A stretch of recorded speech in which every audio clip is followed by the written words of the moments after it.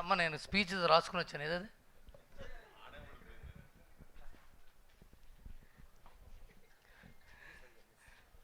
టావులు మాట్లాడేస్తున్నా అని చెప్పి కాగితం రాసి ఇది ఒక్కటే మాట్లాడమన్నారు.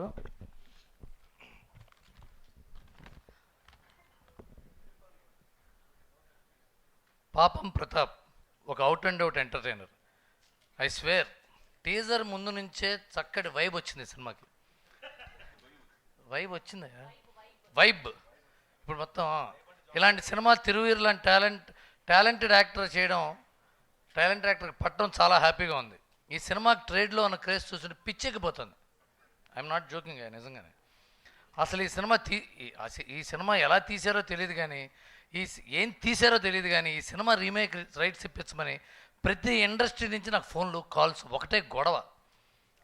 టైటిల్ రిజిస్ట్రేషన్ చేసుకున్నాను సార్, జస్ట్ మీరు రైట్స్ ఇప్పిస్తే చాలంటున్నారయ్యా. ఇప్పుడు ఈ సినిమాకి తమిళ్లో పావం ప్రతాపన్ అని పెట్టారు ఆల్రెడీ పేరు, హిందీలో అయ్యో ప్రతాప్ అని పెట్టారు, మలయాళంలో పావం ప్రతాపయం అని పెట్టారు, కన్నడలో పాపమో ప్రతాపయో అని పెట్టారు.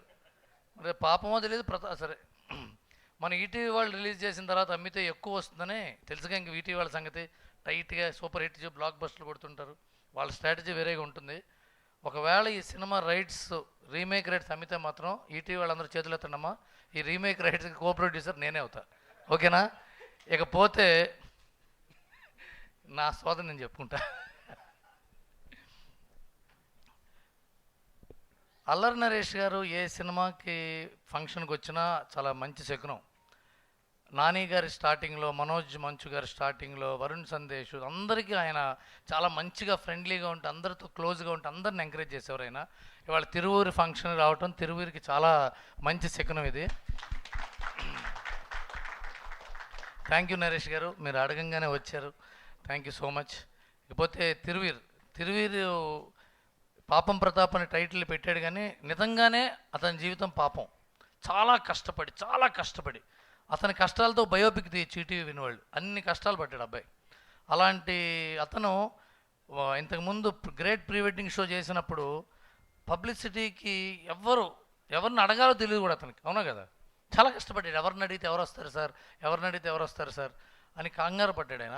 కానీ వాళ్ళ నరేష్ గారు లాంటి హీరో, ఆ తర్వాత హరీష్ శంకర్ లాంటి పెద్ద డైరెక్టర్ అందరూ వచ్చి తనని బ్లెస్ చేయటం అతని ఎదుగుదలకి ఒక చిహ్నం.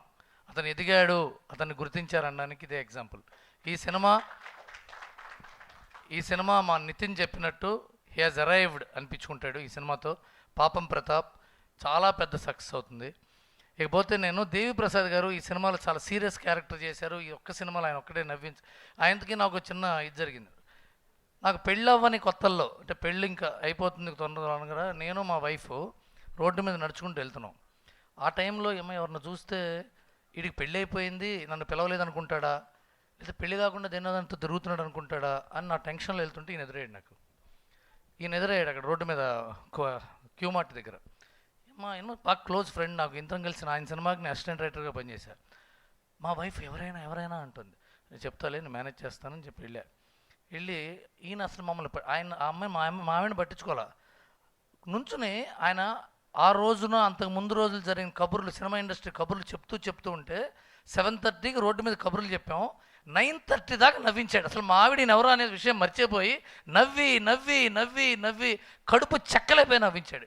ఈయనంత గొప్ప మిమిక్రీ ఆర్టిస్టు, ఈయనంత ఇమిటేటరు, ఈయనంత కమెడియన్ ఎక్స్ట్రాడినరీగా చేస్తాడు ఆయన. ఆయనకేమో పాపం ఈ సినిమాలో సీరియస్ క్యారెక్టర్ ఇచ్చాడు. అది ఐరనీ ఆఫ్ లైఫ్, అవునా కదండి? గుర్తులేదు అనుకోండి మీకు. అలాగే ఈ సక్సెస్ కొట్టాలి. ఇకపోతే మా నరేష్, ఇందాక ఎస్పి దుర్గా నరేష్ మా పక్కనే ఉంటే నేను ఏదో జోక్ మాట్లాడుకుంటున్నాం, మైక్లో చెప్పలేని జోక్. వెంటనే అతను కనెక్ట్ అయ్యి గట్టిగా నవ్వి మా ఊళ్ళో కూడా ఎలాగే చేస్తారు సార్ అన్న. దారుణం జోక్ కాదు,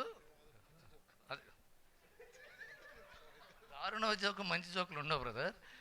చెప్పుకునే జోకు, చెప్పుకోలేని జోకులు ఉంటాయి.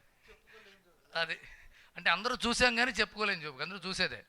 అంటే ఎందుకు చెప్తున్నానంటే ఆ జోక్ కనెక్టెడ్ అంటే ఇతనికి ఎంత సెన్స్ ఆఫ్ హ్యూమర్ ఉంది, ఎంత చూసాడు లైఫ్లో అని అర్థమైపోయింది. ఇతను చాలా పెద్ద సక్సెస్ కొడతాడు. మీ అమ్మ నాన్న పేరుకి నిలబెడతావు. God bless you. All the best Radhakrishna garu. ఈ సినిమాతో మళ్ళీ ఇంకో గోదావరి లాంటి పాట మాకు ఇస్తారని బెస్ట్ చేసుకుంటున్నాను. God bless you sir. All the best Papam Pratap. Watch in theatres from 17th April. ₹99 మాత్రమే. థ్యాంక్ యూ రవి గారు, థ్యాంక్ యూ సో మచ్. ఈయన ఉన్నాడండి, ఈ అజయ్ ఘోష్ గారు ఆయన మహానటుడు, బిజియెస్ట్ యాక్టర్, మహానటుడు. అంటే ఒక్కరోజు శని ఆదివారాల పూట దొరుకుతాడా? సెకండ్ సండే కూడా ఆయనతో పెట్టుకు చూద్దాం. చూడండి ఎంత సింపుల్గా లుంగి కట్టుకుని కబ్బా వేసుకుని ఆ డబ్బు అంతా ఏం చేస్తున్నారో అడగమని ప్రేక్షకులకు నా విజ్ఞప్తి. థ్యాంక్ యూ రవి గారు, thank you so much. And